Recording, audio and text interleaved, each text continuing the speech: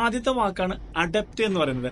Adept എന്ന് പറഞ്ഞു കഴിഞ്ഞാൽ മലയാളത്തിൽ പറയുകയാണെന്നുണ്ടെങ്കിൽ പ്രഗത്ഭൻ എന്നൊക്കെ പറയൂലേ, അത്തരത്തിലൊരു സംഭവം.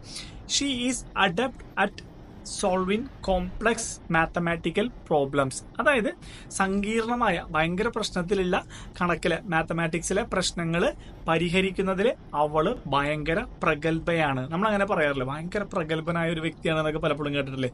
അതിൻ്റെ ഒരു എക്സ്പ്ലനേഷൻ പറയുന്നത് ഇങ്ങനെയാണ് കേട്ടോ. ഹൈലി സ്കിൽഡ് ഓർ പ്രൊഫിഷ്യന്റ്, ഇങ്ങനെയാണ് പറയുന്നത്. ഭയങ്കര സ്കില്ലായിട്ടുള്ള ഒരാളെ നമുക്ക് പ്രഗത്ഭൻ എന്ന് നമ്മൾ മലയാളത്തിൽ പറയുന്നതിന് പകരം അഡപ്റ്റ് എന്ന് പറയാം കേട്ടോ. വർക്ക് പ്ലേസിൽ അത് എങ്ങനെ ഒരു നമുക്ക് യൂസ് ചെയ്യാന്നുള്ള ഒരു എക്സാമ്പിൾ സെന്റൻസ് നോക്കിയാൽ, she is adept at managing complex project and always meats her dead lines. അതായത് അവളുടെ പ്രൊജക്റ്റും കാര്യങ്ങളും കോംപ്ലക്സ് ആയിട്ടുള്ള കാര്യങ്ങളിലൊക്കെ അവള് ഭയങ്കര പ്രഗത്ഭയാണ്. എന്തിന്? ഡെഡ് ലൈൻസിന്റെ ഉള്ളിൽ ഈ വർക്ക് കംപ്ലീറ്റ് ചെയ്യുന്ന കാര്യത്തിൽ കേട്ടോ. സ്പോർട്സിൽ വരികയാണെന്നുണ്ടെങ്കിൽ, the basket ball player is particularly adept at making 3 point shot. ആ ഒരു basket ball player 3 point shot ചെയ്യുന്ന കാര്യത്തിൽ ഭയങ്കര പ്രഗത്ഭനായ ഒരു വ്യക്തിയാണ്. അടുത്തത് ടെക്നോളജിയിൽ നോക്കിക്കഴിഞ്ഞാൽ, he is adept at coding and quickly resolve any software issues that arise. അതായത് കോഡിങ്ങിലും സോഫ്റ്റ്വെയറിന്റെ കാര്യത്തിലും അവൻ ഭയങ്കര പ്രഗത്ഭനായ ഒരു വ്യക്തിയാണ്.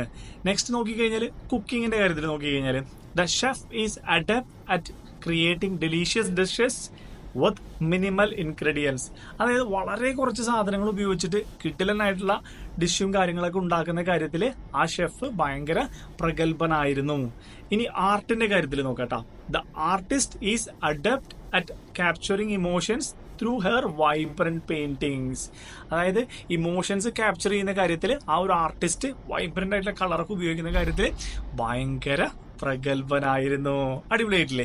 അപ്പോൾ അഡപ്റ്റ് എന്ന് പറയുന്ന ഒരു വാക്ക് ആദ്യമായിട്ടാണ് നിങ്ങൾ കേൾക്കുന്നതെന്നുണ്ടെങ്കിൽ, അതിന്റെ വാക്കിന്റെ അർത്ഥം ആദ്യമായിട്ടാണ് മനസ്സിലാക്കുന്നതെന്നുണ്ടെങ്കിൽ കമന്റിൽ മെൻഷൻ ചെയ്യാം. ഉദാഹരണമായിട്ട് നിങ്ങൾക്ക് ക്രിയേറ്റ് ചെയ്യാൻ പറ്റുന്ന അഡപ്റ്റ് വെച്ചിട്ടുള്ള ഒരു എക്സാമ്പിൾ സെന്റൻസ് നിങ്ങൾ മറ്റുള്ള ആളുകൾക്ക് കൂടി ബെനിഫിറ്റ് ആവുന്ന രീതിയിൽ കമന്റിൽ മെൻഷൻ ചെയ്യാൻ മറക്കരുത് കേട്ടോ. അടുത്ത വാക്കാണ്, രണ്ടാമത്താണ് ബെനവലന്റ് എന്ന് പറയുന്നത്. ബെനവലന്റ് എന്ന് പറഞ്ഞു കഴിഞ്ഞാൽ അർത്ഥം നോക്കി കഴിഞ്ഞാൽ പരോപകാരം ചെയ്യുക, അല്ലെങ്കിൽ പരോപകാരി എന്നൊക്കെ പറയൂലേ. ഒരു എക്സാമ്പിൾ സെന്റൻസ് നോക്കി കറക്റ്റ് ആയിട്ട് മനസ്സിലാവും കേട്ടോ. The benevolent organization donated thousands to the relief fund. അതായത് ആ ഒരു സന്നദ്ധ സംഘടന ആയിരക്കണക്കിന് രൂപ ആ ഒരു റിലീഫ് ഫണ്ടിലേക്ക്, ദുരിതാശ്വാസ നിധിയിലേക്ക് സംഭാവന ചെയ്തു. അതായത് വെൽ മീനിങ് ആൻഡ് കൈൻഡ്ലി, അതായത് ഒരു നമ്മൾ പറയില്ല സഹായിക്കുന്ന മനസ്ഥിതി ഉള്ള എന്നൊക്കെയാണ് അർത്ഥം വരുന്നത് കേട്ടോ. ചാരിറ്റിയിലാണ് ഇത് ആദ്യമായിട്ട് നമുക്കൊരു എക്സാമ്പിൾ നോക്കാം. ഉദാഹരണം പറഞ്ഞാൽ, the benevolent organisation donated thousands of meal to families in need.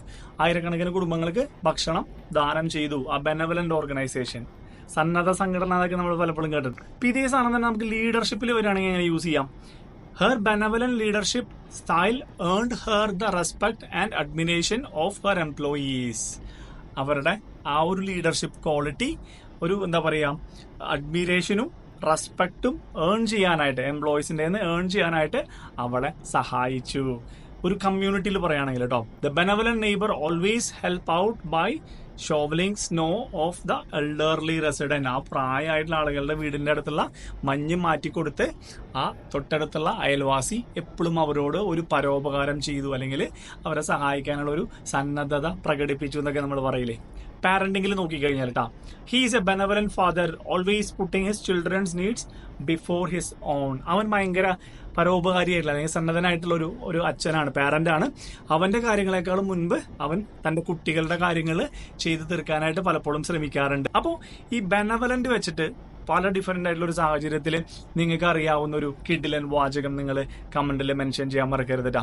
By the by, എൻ്റെ പേര് ഷിജു തോമസ്. ആദ്യമായിട്ടാണ് നമ്മുടെ ചാനൽ കാണുന്നുണ്ടെങ്കിൽ, ഞാൻ നിങ്ങളെപ്പോലെ തന്നെ നാട്ടിൽ മലയാളം മീഡിയത്തിലൊക്കെ പഠിച്ച് ജനിച്ചു വളർന്ന് ഇപ്പോൾ ഒരു 10-12 വർഷമായിട്ട് UAE വർക്ക് ചെയ്യുന്ന ഒരാളാണ്.